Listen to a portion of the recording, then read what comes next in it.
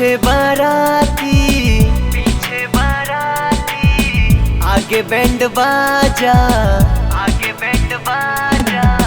पीछे बाराती आगे बैंड बाजा आए दूल्हे राजा गोरी खोल दरवाजा।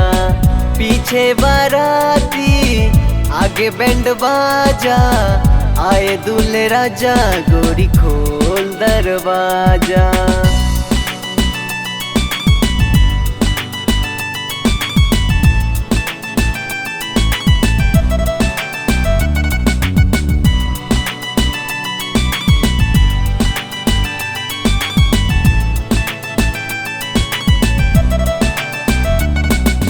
लाज शर्म की रेखा को पार कर ले, ना ना ना कर हाँ हाँ तू प्यार कर ले, प्यार कर ले, प्यार कर ले। लाज शर्म की रेखा को पार कर ले, ना ना ना कर हाँ हाँ तू प्यार कर ले।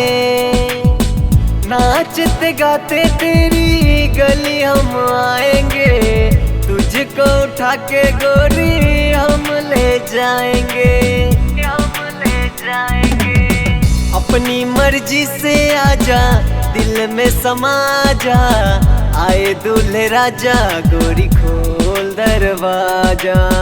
पीछे बाराती आगे बैंड बाजा आए दूल्हे राजा गोरी खोल दरवाजा।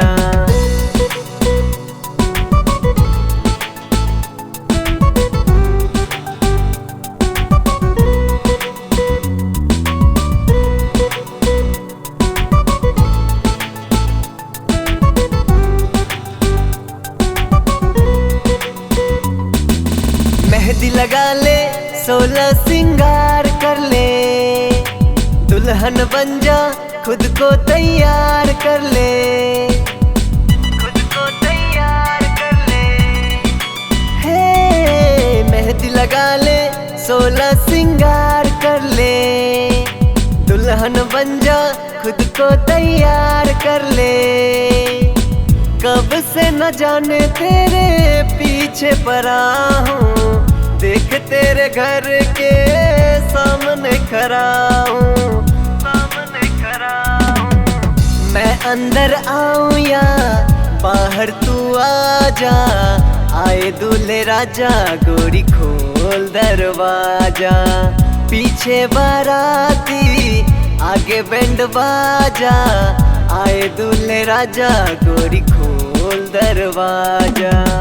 पीछे बाराती आगे बैंड बाजा आए दूल्हे राजा गोरी खोल दरवाजा।